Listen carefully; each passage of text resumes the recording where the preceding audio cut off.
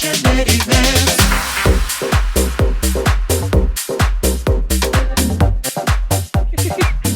Hello, hello, hello.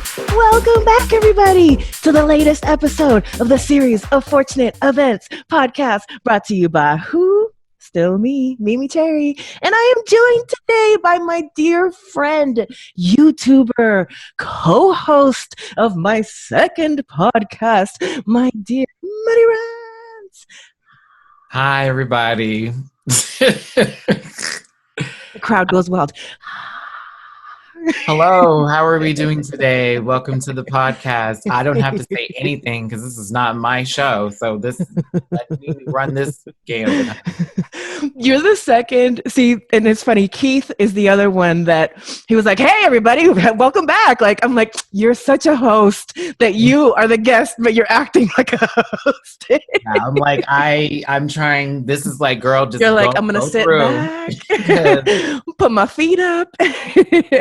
Well, Matty, you have been on this podcast. You were on this podcast with Jakey when we were at DragCon, one of my biggest downloaded shows. Also, thank you very much to both of you.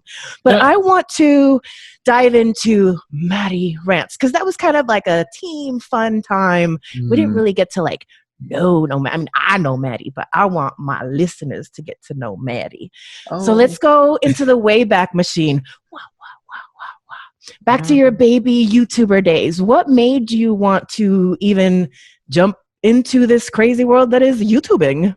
I wanted to express myself, and I was in a place where I was working a 9-to-5, and I like always had people saying, you need to be on TV, you should be doing this, and you should be doing that. And it was always things that I wanted to do, but because of how I was raised and the non-encouragement that I got a lot growing up, and I guess sort of pushing me towards other venues of, making money, it finally clicked.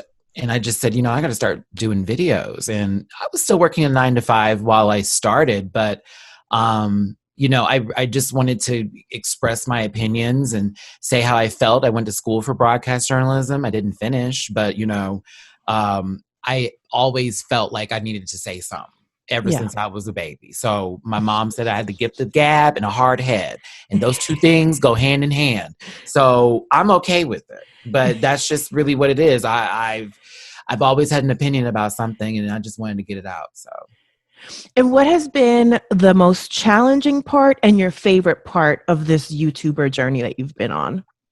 Challenging is maintaining the numbers as far as viewership that goes by. Some days I don't understand why a video, it doesn't do so well when I put so much work into it. And then the video that I may have just asked around on is like performing perfectly. And it's like, I don't get it. We've done thumbnails, we've done this. It's been multiple things I've tried, but to me, it's always somewhat about luck. The time that you put it out, that's my most, I guess, difficult part of it all. And also realizing that, which goes into my favorite part, is my rant pack, the people who I have brought into my circle, into my world, into my family, that have really been the best people I have ever met in my entire life. People from all over the world. I never thought I would reach people from New Zealand to Africa, Europe, Asia. Like I'm hitting the continents, Mimi. Yes. I've hit the continents. I don't know if someone's in Antarctica, but I'm sure they are. I'm sure they are. And if not, we are manifesting right now. Exactly. If it's so below the degrees out there, let a baby know. I can throw you a little hot coffee, okay? Not to your mailbox, but I can throw it to you symbolically. But that's just what it is. That's my favorite part about this. I have the best people around me, and I just want more people to be involved and become a part of this rant pack, because it is love, and that's what we are presenting. Even while I'm shading people, it's more than just that. My channel's more than just that. Okay, it's a little bit more. I mean, we have Fortunate Rants, our lovely spinoff that we now have merch that I'm currently modeling, which has been so much fun. You helped me get over my intimidation and fear of, crossing this boundary into the YouTube space, into the video space. So I appreciate you for that. Another thing that you're very, very, very, very, very passionate about, we have the love of drag, but you are like very knowledgeable about the ballroom scene. Like you can talk about it. You are about it. How were you introduced into the ballroom scene? I mean, it goes as far back into Houston days when I would go to the balls out there. They would have them at these clubs, one that's no longer up called Bartini's, and sometimes they'd have them at other venues too. And I was with a group of people who, some of them I still talk to, but I was with a group of people where we had like this, family, and we wanted to walk, and we would show up and we'd get chopped because we were newcomers, and that's what would happen. And other times we'd pass through. But I spent many of time studying and paying attention to how the kids was walking out there. And then as I met older queens, as they would say, who taught me lessons about stuff. Like, I see you doing this, but this is how this should happen. I see you talking about this, but this is where it came from. And like, I got introduced to Paris is Burning before it was even on Netflix. You know what I mean? Like when it was on VHS tape at somebody's house while we're all eating food, 20 punks and, all that mess. We're all just sitting up in there, because we have things to do. We're cool with them in some kind of way, family, whatever, gay family, whatever. But that's their thing. They brought that to us. Like it was Jackie's Back. It was Tu Wong Fu. It was Paris is Burning. It was Bad Education was another movie that's in Spanish, but I had a lot of my Spanish friends in Houston back in the day, older queens, who were like, you need to watch this movie, mijo. And it was like, I got to take, I was taken to the movie theaters to see that with my older friends who were not trying to be predators, but be like, you need to watch something that's going to help you, because they saw that I had a love for arts and this, that, and the other. So yeah, like I would definitely say the scene that I was in, the people who I was around influenced that. And besides, I walked those things. And with drag too, I was always at everybody's occasion and function, paying attention in the audience, tipping $1 or $2, and sometimes backstage helping somebody. So occasions and functions, people. Right. People see me and they go, oh my God, we can't think that you're 34. And I'm like, I am. I don't give it, and I thank God for that. And also the libations that I carry in the bottles of water that I sometimes drink. So much juice. I'm this close to diabetes, I promise. But I'm like, we're fighting it. But no, I've been around the block, baby, and that's just. And I'm not ashamed to say that when I was 16, I was pushed into the club and the girls were like, he's cute, let him in. And so I was sneaking out all the time doing that in high school. And I was also, by my senior year, 18. So I was really going out. Like, you could not stop me. Like, I was. You were zipping and zooing. Zipping and zooing and zooing. Was in the J setting team. Was A setting, A counting for the girls, voguing for the kids, newcomer. All that kind of stuff, and trying to walk ivory face with my light skinned self, and doing all that kind of stuff. I was just in the mix. I was so much trying to find an identity for myself while fighting the home life that I had. That's why I was always in the mix, and I was because I was looking for an answer to who Matty was. So yeah. Tell me about, so you were in Houston. There was a time that you made the choice to go west, to go chase your dreams. And now that has been a bit of a journey, and you've been bopping and doing and zipping and zooing, and now you're in Vegas. Tell me a little bit about what inspired making that jump, leaving home, leaving the nest, and then the lessons that you've learned along the way, because, it's kind of, you've had to adapt. If I could have one regret, it's that I should have moved sooner. Wow.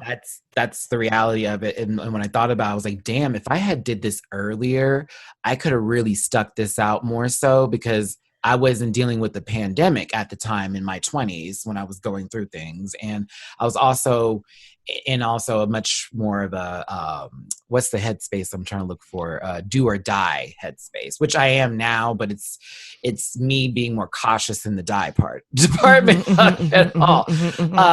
Me getting to LA was a dream that I've always wanted since I was in school. I applied to go to UCLA. and they waitlisted me, and I got into Arizona State instead. So I was like, oh, this is closer. But I hated ASU, so I ended up back in Houston. And then I was planning to move to LA again. Then my mom passed away.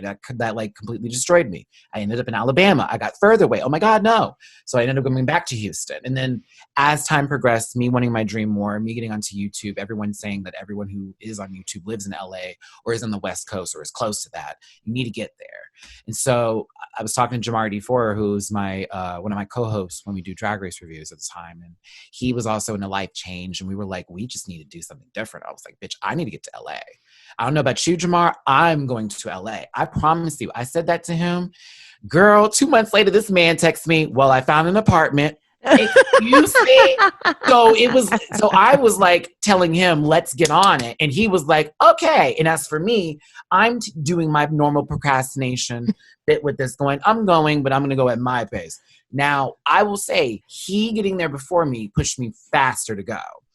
But also me leaving was a hard experience because I love LA. I still do. But I also needed to get away from it because at the time with what was going on with the pandemic and even prior to that, when I was staying there, knowing I had multiple family members there, I felt completely alone.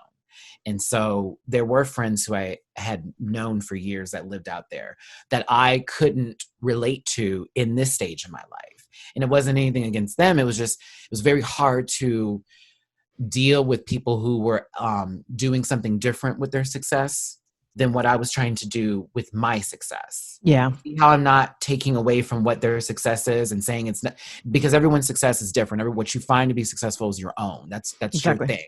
Exactly. But I wanted to respect those people more by just distancing myself from them because I was going through my own personal challenges with finding housing, dealing with friends that I didn't know were my friends or were not my friends, and also getting into a bad space with Jamar at one point in time that it didn't need to happen because I was paranoid over our relationship, which I remember that. Yeah, we got over it. We're good because Yeah. I finally was like, you know what? I'm going to make this phone call and I'm going to be honest about it and be like, Jamar, my friend and I love you, but here's why I'm upset about nothing. And it's nothing. He's like, I know it's nothing. And I know that's you. And we got over that together.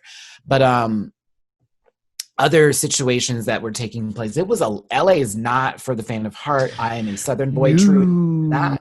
So for me, it was a little bit, I'm trying to figure this out and I'm trying to deal with not having a car and doing this, that, and the other. But I'll tell you this, I'll go back. Oh, yes, ma'am. But I want to go back with some coin tatas because everybody who I know who was having a good time in LA has got money. Yeah. If you are broke in LA, God bless you.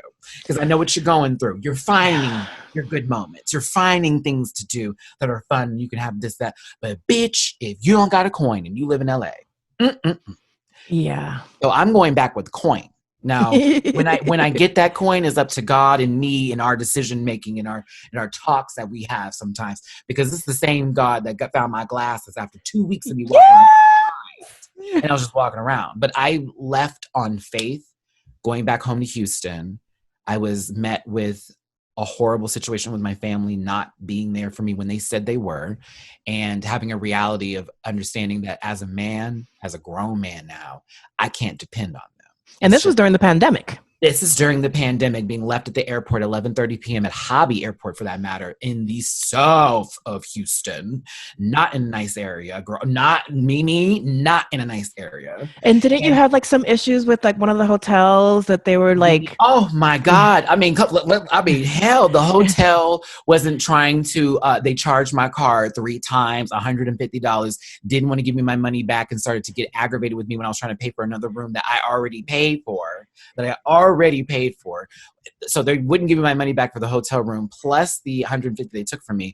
The man didn't like me because of how I was acting or whatever the case may be. So he made it into an aggressive situation when I didn't even do anything to him. And I had it on camera. And that's why he got mad and told me to leave, which he could do that. That's perfectly fine. However, Marriott handled that. Marriott handled that. Thank you for calling me. Thank you for calling me back. I appreciate the 7 people I spoke to. Oh yeah, we were ready to riot over the internet. I was like, this is not what you want, because I was like, once you saw how many my follower count was, this is not what you need. Then you have your own front desk agent following me on social media because she knew I was the ish kabibble. So what's sick? But with that being said, that hotel situation happened. My uncle had to come save me, who gave me some sort of Christian, Sunday school lesson upon taking me to this extended stay that was the most depressing extended stay experience of my entire life, being sequestered into that studio while prostitutes were running around the area. I was not happy. I literally was, girl, 2 prostitutes had knocked on my door at one point in time. Let's keep it real. And I had to tell Snow. Looking for work? First of all, this was the wrong door because the man had moved to another room. So it was a repeat client. I told her she needed to go, which she did, but looked at me crazy. And I was like, you looking at me crazy when that door is blinking at me? We're not doing this today. Then the next one came around. I promised you in 30 minutes, it was the same day. I was like, what is this knocking situation going on here? Do y'all need Band-Aids or tampons? What's happening? So then I ain't got no sugar for you. That's all I'm saying. She got knocked on the door talking about Bruce. I was like, not Wayne. That was a good one. She was like, oh shit. I was like, yeah. You need to go on somewhere. Yeah. What I was about to say was going to be so inappropriate. So I'm like, no. No, but that was another Bruce. Oh Lord, child. I know many Bruces that are gross, but I before and afters. Okay. So, I was going to say, no, Caitlin. That's what you get. That was the before and after. Mimi's gotten some choke ability because she knows if you lay it up for me, I'm like a little kid. I'm like, I'm trying to stop myself. But the best part about coming back to Houston for those 2 months was I got to reconnect with my best friends out there, who I was actually talking to now because I just redid my Animal Crossing island. So one of my friends is sending me 10 million bells. So I'm like, thank you, because I need it. But no, I ended up talking to another friend of mine, Alexander Rogers. He's like, come to Vegas. Yes. Let's work on each other out here, because Alex lost his best friend, which is his dog Pete. He was a rescue pitty. It was the sweetest little. Oh yeah, he had no teeth. Was a big old little pit. I called him a gummy bear because he had a little attitude, but then when he gets close to you, he get real he's get almost bossy with his cuddles. It was so cute, but he was a good dog, and Alex really found a love for that. So it really hurt when he lost his dog, and then I'm going through my stuff. So we ended up moving into that house together. Now Alex is in San Francisco now, living it up, and I decided to stay here because I liked Vegas. It's close to LA. I'm able to commute back and forth if I need be, and it's also not expensive to live out here. Yeah, now it's the Wild West, but it's still. Yeah. This is just another part of my chapter. A lot of people would have broken from all this moving or have lost their grip. I had many times but I had to get back the fuck up. I had to get the back. I don't have a choice. You know what I'm saying? Shaking your own table. That's what I'm saying. That's what people need to realize. Sometimes you may sit here and say, I need someone to push me, but baby, you have to be the biggest push. Yeah. I had to sit there and make a leap of faith with a friend of mine from New York who came out here to stay in Vegas. And this could have ended up in many different fashions. Yeah. I also could have stayed in LA and got a hotel out there. I had people saying, why didn't you just do that? And I was like, do I want to stay in LA during this time with what's going on right now? No, I don't. And Houston, while as much as I love Houston, if I had a car, that'd have been a different story while I was up there. Because it's a city that you need a vehicle. See how every place I went to, there was a point to where it's like, can you manage, or is this going to be more? Can you do this, or is this going to be more helpful? Mm-hmm. Vegas, you need a car out here, but there's also good public transportation, and then most things are very much clustered together. Mm-hmm. Mm-hmm. So you don't have to be like, I need to go 20 miles. Nope, I'm in this side of town. I gotta go nowhere. Mm-hmm. That's what I like. So I can do that, and then LA's 3 hours away. Yeah, nothing. Yeah. So I mean, in an hour on Southwest, less. So you know what, Mimi? If I got to move to another 25 states, baby, I'll move. If I have to cross another river, if I have to climb another mountain to get to my goal, I will do what the fuck I got to do. Yeah, I mean, I can totally relate. I was, chatting with my best friend recently, and it was before I had signed the lease for the new apartment. But I was just like, well, and if that doesn't work out, then I'll figure something out. There'll be Right. somewhere that I can end up at. And she Right. was like, "You're really good with change," and I was like, "Well, I just kind of have to be. Like at a certain point, You you don't just got a have to choice. be." Yeah, Yeah, like that's the whole point of being a grown up, is being adaptable to situations that you're not used to. And by you responding versus reacting to a situation shows your caliber of where you stand at. Because I've seen many people react to nothing. hmm I've reacted to nothing before. Oh my God, you opened the juice. Did I just really pop off over opening the juice? I like juice, but I don't need to like it that much. Do you see what I'm yeah. saying? Oh yeah, we My had. roommate let me Thankfully, have it. it was just once, but we had like we locked horns once. But I was so proud of both of us because we like expressed our boundaries. We went to our corners. We settled down and then came back. Sorry, love you, cool, cool.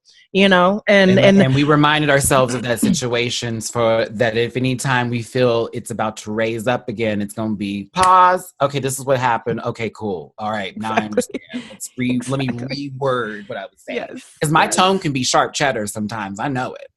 I And know. I can be a little, Oh, Mimi shock had me. myself.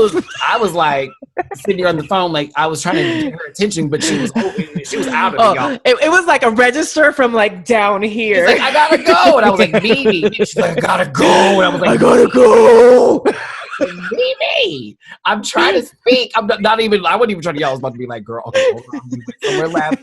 But she was like, okay, let's disconnect first before we get back to that. It's a real moment. But if Yeah, you can handle that with your friends, that's your friends. And exactly. I got friends in Houston now that piss me off, but I love them to death. And we can argue, but we'll get right back to where we were. Come on, Exactly. here. Sorry. Exactly. Well, I'm very proud of you. I've seen your journey since I've known you. I was watching you. We met in person at DragCon. You came out here. That was like the first time that I had like big sister, little brother kind of like tough love. And I appreciated that you like actually took it in. And that really made me want to continue to take that leap into like having a friendship with you because it's hard for me to let people in. Like I have trust issues. I've Yeah. been done dirty by friends, lovers, and family. Yeah. So but I'm trying. Like, I'm trying. I understand. Believe me, I'm that way with trust issues too, especially with me trying to get in this industry and me seeing people copying certain stuff or taking certain things of mine or specific actions or sayings and having to be like, okay, they got that. I couldn't lock it down, so let me continue this on. And with family, I'm learning to just say, okay, whatever, fuck it, because at the end of the day, when I die, it's just gonna be me. And Yeah. if you love me, put me in a nice casket. If you don't, just ashes, honey. Just cremate me, girl, and spread me to Hawaii. Call it a day. I really can't. And then with friends, there's seasons with friends, and then some people are staples in your life. I can say, Mimi, you're definitely one of the people who I can see knowing for a very long time. Like my friend Naomi, who I went to college with, who was one of the first people I came out to, who I'm still friends with, 15 years later. Yeah. Like, we all have our moments, but there are some people who just they don't need to cross all the way over. We can stop here. I'll see you later. Yeah. You know what I mean? Like, why do we need to continue? It's like, Yeah. I'll see you at not the that club and say hi. it's not about you. Some people like to say it's using, and it's like, no, baby, that's people who felt, I guess some kind of ways because they're too, what's the word I'm looking for? Their broken emotional self cannot attach onto that person anymore. Yeah. And they forget that what they were used for is not necessarily about financial or like material things, but more so on the emotional level. Yeah. You're using this person to make you laugh, to make you feel good. And then what if they're having a bad day? Now you can't have a good day because they're having a bad day. I'm apparently some people's emotional support. dummy. And that's okay. That's what I've set myself up for. Emotional support dummy. That is a good concept. It's not like I don't want it. I'm down for that because that's what I set myself up for. I've always been the person to want to know your business and then tell you how to fucking fix your business. My business may be trash, but I can tell you how to get yours together on the 8-point plan. I really can. Shoe cobbler with shitty shoes, you know? That's all I'm saying. That's all I'm saying. Listen, my chicken sells, girl, but I ain't got nothing in the refrigerator at the house. Okay? Like, it's fine. The restaurant's doing good. I just forget to fill the fridge. That's all. But, you know, that's just what it is. And I'm okay with that because some people need someone to just relinquish their energy onto. And some of us are able to bounce it back off. And sometimes we're not. And I'm good at bouncing it. And sometimes I take it in. So I have to learn. Once I've taken it in, okay, whoop, we need a couple days. I need a couple days, y'all. This election like that. I could feel the world's energy. I could turn on the phone. You turn your phone, go on Twitter. It's like, oh my God. Okay, that was funny. Oh my God. Yeah. Is this tea? And then, you know, we that was us for a while. And even now, they got me on this Tati Westbrook drama recently. Oh, Lord. Weren't you talking about this a little bit in the Fortunate Rants? Well, I think like not this round of drama because I haven't touched this round of drama. The suing. Yes, we talked about it like. I think like when we first started doing Fortunate Rants because there was stuff happening then and like that's when she did the whole statement. Yeah, that was the whole thing. Like she did like I'm going to read from my statement because I've been advised to do so. And now it's like, yes. But yeah, but now it's just like what I thought was funny. Like, so sometimes I watch random drama channels or whatever on YouTube to keep up with like what's happening and what's going on, like what people are talking about. It might not necessarily be something that I want to cover on our show, but hey, like what's happening, right? And this person was opining about said lawsuit, and they were like, oh, Jeffree Star is mentioned in both lawsuits. Do you think he'll have to go to court? Do you think he'll be deposed? And I'm like, that has nothing to do with him. They quote him. They quote that he was annoyed that the guy got in a car with him. What the look what he needs to be going into court to testify about. I just love that we're just going to forget that drama happened with Jeffree and that Rent-A-Man situation. Oh, child. See how everyone like low-key tried to just like let that he gets away with it. Yeah. And he's been wagging it in our fingers with the releases. The latest release, it's called Blood Money. Like how much are you going to wag it in our face? Oh my God. Like I can't take this man who probably hunts elephants in Africa. I can't do it. I said allegedly. YouTube finally got to him this Jimmy last John's round. Does it. Yeah. Did you? Okay. Sorry. Side note. The people who like own Jimmy John's or whatever, they like go ivory hunting and like tiger and like rhino hunting. Allegedly, but there are so many articles that say this actually is a real thing. Like a real thing. I had to stop going there because the Trump kids are proud. They love that shit. They post those pictures proudly. I know. And then there's like New Island and I got an eagle, so like I feel some kind of way about animals already. Like yeah, and that's a whole rabbit hole because then there's like the people that are like, oh, well, that's the only way the people in that country make money, and I'm like, well, then let's find a different way for them to make fucking money. Like, what are you talking about? Let's find a different way for them to make money, then, please. Yes, like you're the one that are trying to regress their economy. Let me stop. Okay. Anywho, so that's where we. What happened? Okay, so this ball over here, y'all, we're just gonna like scroll this down real quick. This was over here last night. Somebody moved it? I know who moved it. Where is Clark Kent's big ass at? But I know he moved it because he's been moving all the plants around that he can pluck up and like, I don't know, it's so weird. I love him to death, but now he's doing weird stuff that's making me like be this weird like pet parent. Like, what are you doing? It's Animal Crossing in real life. and they were showing signs of ick, but I started doing my own home treatment, and today not a single one of them has those little ick bubbles on them, so I'm very happy. Oh. Woo, we saved ourselves from many deaths in this tank, everybody. Go back, go. I'm sorry. Well, now we've reached the end of the Barbara Walters portion of the show, and now is when we go full on Andy Cohen and start playing some silly games. Oh my God. So for today, for you, Matty, I figured I would pull out a classic Go to Bed Wig, and we would do Housewives Edition. Okay. So I will give you the name of a housewife, and you tell me if she should go to bed wig, and you can pick the opposite, which would be the positive, come to the party, etc. Blah blah blah. Okay. So we will start with Potomac, go to bed wig, Ashley Darby. Okay, right now I would say, hey sis, to Ashley Darby, because this season I'm kind of cool with Ash. The other 2 seasons I would have said go home wig. But I would say that I will say hey sis to Ashley this season. Okay, this season. And what about Monique Samuels? I like Monique. I do too. I hate that Giselle and her don't get along, even though this was like a fake getting along situation for whatever was happening for this season. But I still say hey sis to Monique because she offered and delivered on that dragging to Candace. And I don't care what anybody else says. I don't condone violence. But when you asked for it and it was given, I don't know what to tell you. So there you go. Hey sis. Delivered. I was like, woo! And look, hey sis.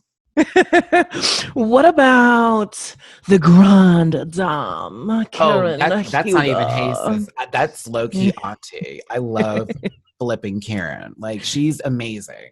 Like, I do too. We need Karens. Karen reminds me of some of my aunts on my mom's side of the family.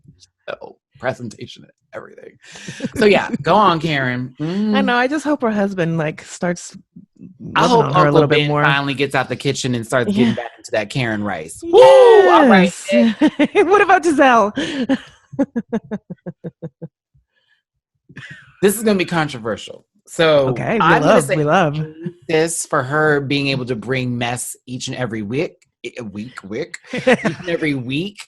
But I will say, go to bed wig to her outfits and her wigs. Those accessories, I don't understand where she shops. I don't want to know where she shops. I don't want more people to know where she shops. No one should shop where she shops or buy her options. The bedazzled bandana. Maybe she's getting the stuff that's left over in the store that no one buys and then just wears it like that was like the ish because she got it on sale.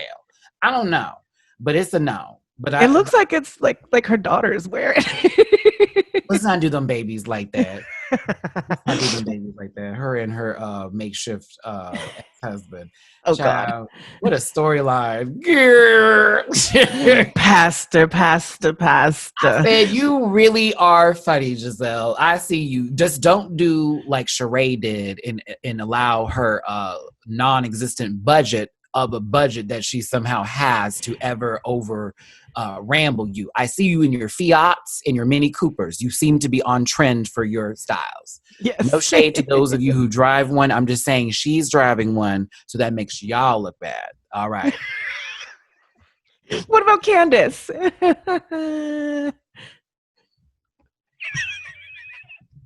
Oh, because people are listening, I should say something. Boo. Candace, boo. Boo Candace, you're trash, boo. Don't like you, Candace. And finally, Dr. Wendy Osefo. Mind your business. I can't even say bye wig or hey sis. Mind your business. They are really telling you to really show up to these scenes and to walk through and to just interject. That is all I've seen you do this season. Interject. Well, she's new and she needs to. No one asked her opinion every time. And always about the degrees and the degrees and the degrees and the degrees and the degrees. When Karen checked her ass that episode, it was needed and necessary. Baby, you could have every one of them and still be a fool. Common sense is definitely not afforded to everyone. Exactly. What about Real Housewives of Orange County as a cast? Chop.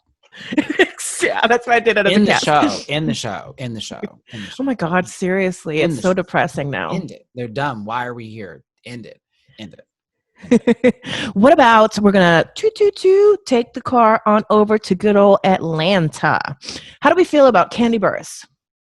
Hey Wig. I used to really not care for Candy in the beginning seasons of the show. I felt she was too kind of low key for me, but as she's been given more, I guess, camera time for no choice of having camera time, and I think I liked her on Big Brother too. That really helped. Yes, Candy. So yeah, I would say, hey sis, for Candy. How do we feel about good old Kenya Moore? Bye Wig. What about Cynthia Bailey? Boring Wig. Okay. And finally, Portia Williams. Dumb Wig. All right. And the final city. We'll take the train on up to New York City. I like all of those ladies, by the way. That was just funny to do. How do we feel about the Countess Luann de Lesseps? Racist. Whoa, what about Sonia Morgan? You remember when she did blackface with Diana Ross with that afro? Girl, I will never let that go. I will never let that go. I mean, Bethany was horrified. Like, what? Did you really? Carol was not happy. All right, I'm finished. Sorry. Luann, money can't buy you class. Racism is learned, my friend. Racism is learned. That's her note. Car dying in the street. All right. What about, speaking of cars dying in the street, Sonia Morgan? Sonia Morgan reminds me of like a Furby on the last inch of its battery. Just gets up every now and then to say something stupid and then goes right back to sleep again. What happened to your line of pots and pans? Bye. All right, next. No, I know. And then her clothing finally came out, but then like the store that it was in closed down because of the pandemic. The thing is, did they choose you because they were going out of business and you were like the D in their F to help them with the rest of the alphabet? Like, what was that about? What about Leah McSweeney, the new kid on the block? I like her, but get help. You're drunk, like you're pissed drunk, like you're pissy drunk. When people start throwing stuff around and stuff, don't come near me. I will beat you up. Yeah. I think she's sober again, and it'll be interesting. It'll be interesting to see her in the follow-up season if she stays sober and how she will be sober. And then speaking of Turtle Time, sober not so sober, Ramona Singer. Do we have time for that cockeyed lady? Okay, let's be clear. She's what I said Luann is. Mm-hmm. Very that homophobic. Mm-hmm. She is not what I would call a great role model for women, and that's very powerful for me to even say something like that to a woman I don't know. But for the years and years I have seen that monstrosity on television. Like if Joan Rivers was annoying and no one liked her, that's Ramona. Like if Joan wasn't funny, that's Ramona. If Melissa didn't exist, that's Ramona. I assumed Ramona has like absorbed half of the New York scene and whatever else that the Ku Klux Klan had to offer, along with anything to do with some sort of like just terrible incident of surgery and just Mar-a-Lago too, running around Mar-a-Lago all proud. I do not like that lady. And there we go. I do not like her. Why are you still on the show? Like Bethany dragged her on many occasions. Like it was like, why are you still here? Do you really need that check? Are you not getting anything from Mario? Like what's happening here? What's happening here? And now you're always, and then she's a super supreme sloosh now. This is the nicest way I could put it. And then she like bashes Leah for being crazy. I don't understand, girl. I can't. And then when they go to places that are in South America or anywhere that's not in the country, she's always completely the help to the people who work there. And she's doing it because they're of color. I've never, like, I can't. So no, I don't like Ramona, and I hope she rots. There you go. Done. Go to Bed Wig. So that's it for Go to Bed Wig, Housewives Edition. Our final game for the day is going to be Speed Round. It is now the new and improved version dos of the speed round. I used to use these previous questions before, always the same questions for every guest, and now we have new questions. Matty, how do you start your day? By looking at my phone. Have you ever dropped it looking? Yes, I have. It's in my face several times. Favorite thing about the place you live in?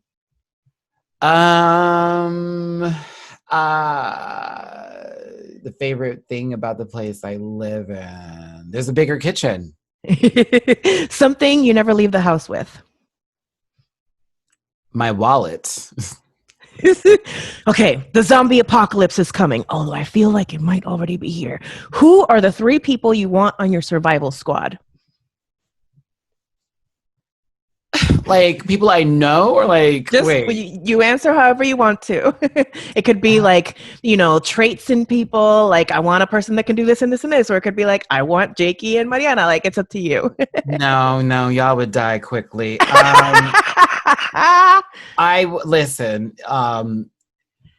I would, like a good bottom, I'd stick my rear out there and hope that a survival trade guide man would come up and be there for me, and then hope that other trade that knows how to cook and clean and pick up things too, and then the other one too will come in there, and there'd be a nice little equation. So that's how that would happen. People who that works. What's one important life skill that everyone should have? A life skill that everyone should have, knowing how to wipe their ass. Oh, okay. Guilty pleasure. Like, honestly, y'all don't be getting in there. It's okay. I know it. I see you in the store digging. That's a huge life skill. Yeah, wipe all the way. But a quick story. There was this podcast. There was this podcast where this guy was telling how he uses the bathroom to his girlfriend. And he's like, oh my God. He was like, I put my hand down there so I can catch it. He's like, I catch it so I can just put it in the water. And she's like, why would you put your hand down there? He says, well, you're not supposed to have it splash back on you. And she's like, no. He's like, that's the whole purpose of the water. It's for it to get in the water. He was like, I've been doing that my whole life. And I was like, wait. Maybe I have to find that clip and share it with you. I was laughing so hard because she was in disbelief that he's been doing it. She's like, wait, so we've been living together this entire time. Every time you use the bathroom, you put your hand down there to catch them as they fall. She's like, what about if it's diarrhea? He's like, well, you sort of have to like, make sure it's angled. No, stop. I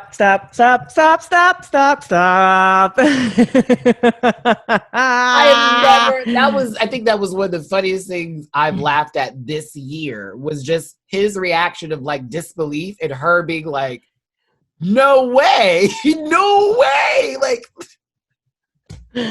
leave it in the comments. Do you catch it before or not? I pray to God y'all let that rest into that bowl of water. That's where them kids need to go, okay?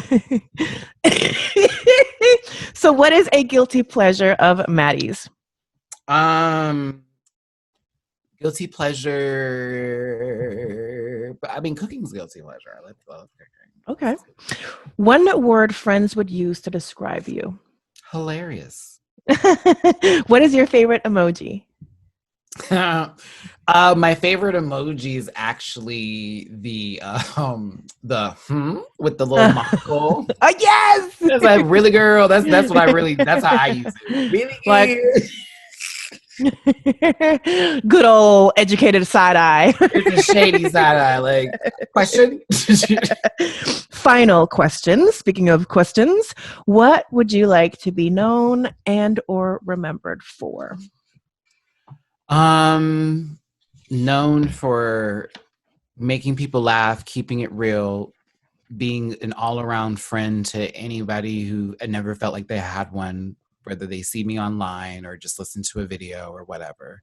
That's what I would like to be known for, is a person that brought happiness to someone's day, or days, years, life, whatever. Well, with that, where can they find you on the social medias? They can find me on Instagram and Facebook and TikTok at Matty Rants, on Twitter at the Matty Rants. And you can find me on Twitter, MeMeCherry. On Instagram, it's going to be MeMeCherry IG. You are listening to a series of Fortunate Events. We also have a spinoff together. It's called Fortunate Rants. And we now have merch. And all of the merch is now linked to the series of Fortunate Events website. So SOFEpod.com/merchfr will bring you to the Fortunate Rants merch. Support the channels. Subscribe to Matty's channel. Please subscribe to my YouTube channel. It's a baby channel, and it needs all the love and water and milk and hugs and love. Okay? Thank you. Bye. Right, Louise. Okay. Say bye, Matty. Oh, bye, y'all. Bye. MeMeCherry presents a series of Fortunate Events. Fortunate Events. Fortunate Events.